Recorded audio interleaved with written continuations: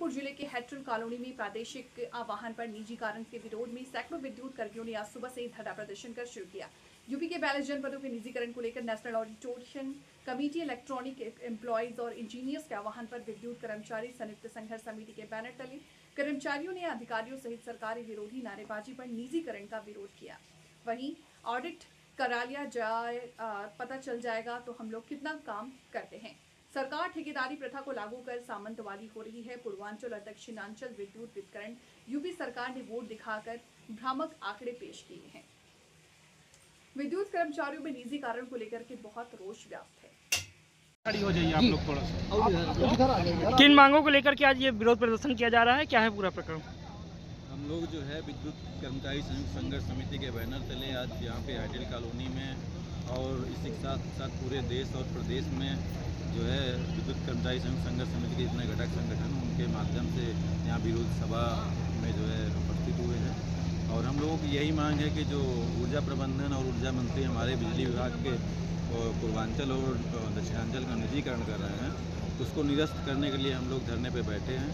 और इसके पूर्व में हम लोगों का आज पूर्ण कार्य बहिष्कार का प्रोग्राम था, जिसे हमारे केंद्रीय कार्यकारिणी ने जो है केंद्रीय जो संगठन के नेता थे उन्होंने पूर्ण कार्य बहिष्कार को स्थगित कर दिया है और ये विरोध सभा के रूप में जो है करने के लिए बोला है। तो वही हम लोग आज विरोध सभा में उपस्थित हुए हैं। आज प्रदेश व्यापी आंदोलन है, अगर आज ये आपका निर्णय नहीं होता तो आगे क्या प्लान है?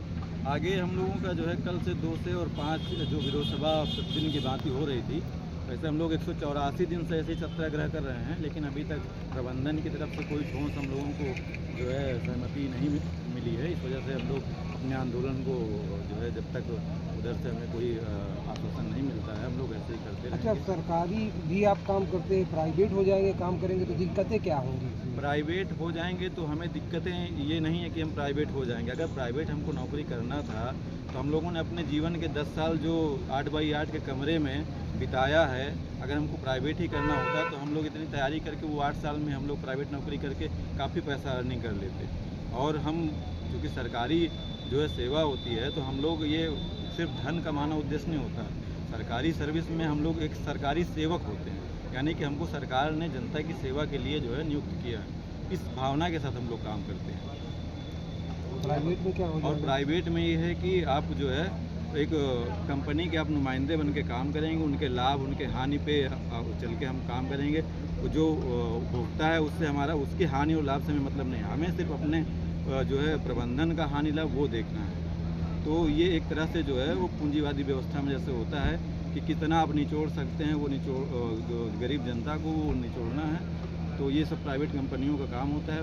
तो अगर हम यही प्राइवेट में करना चाहते हैं तो बहुत पहले कर लेते हैं। क्या नाम है आपका? कुछ कुमार नाम है हमारा, जो है सह संयोजक विद्युत कर्मचारी संघर्ष समिति जनपद। क्या है पूरा मामला और किस तरह से आप इसका आगे निर्णय लेंगे?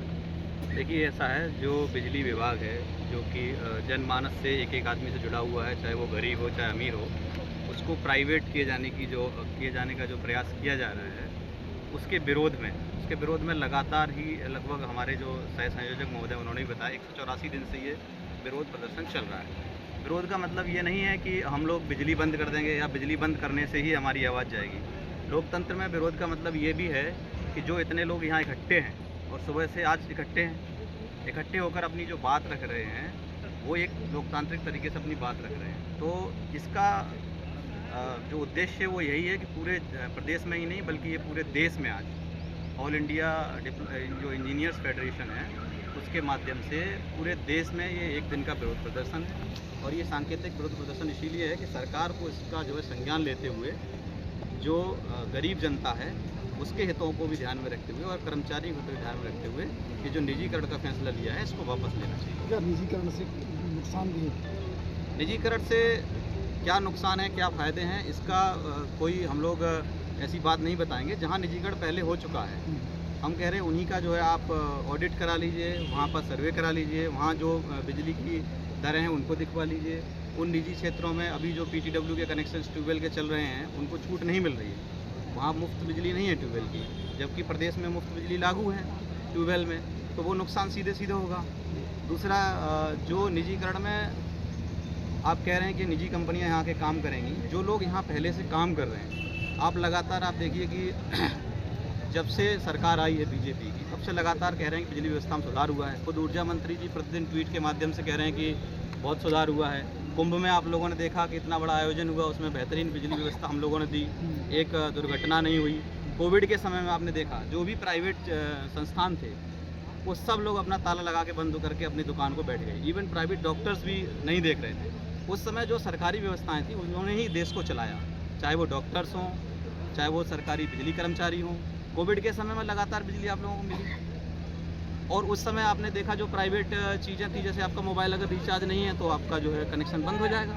लेकिन उस समय हम लोगों की जो बिजली व्यवस्था थी उसमें कनेक्शन नहीं काटे गए, क्योंकि सरकार का जब हम लोगों पर अपना वजूद रहेगा तो वो कह सकते हैं भाई ये सरकारी संस्था है, इसको चलने दो, सरकारी व्यवस्था चलने दो, अभी लोगों को पैसा नहीं है। उस समय जो प्राइवेट चीज़ें थी अगर उनका बिल नहीं जमा हुआ, चाहे वो मोबाइल हो चाहे डिश टीवी हो, तो वो सब बंद हो गए। तो इस चीज़ को मैं आप लोगों के माध्यम से न सिर्फ हमारे जो सरकार में बैठे लोग हैं बल्कि जनता से भी अपील करना चाहूँगा, इसका खुद से आकलन कर लें। बिजली कर्मचारी तो लड़ ही रहा है, उसके बाद अगर ये निजीकरण हो जाता है तो इसके लिए जनता भी जिम्मेदार है। क्या परिचय है आपका? मैं प्रवीण शाह के SDO मलवा।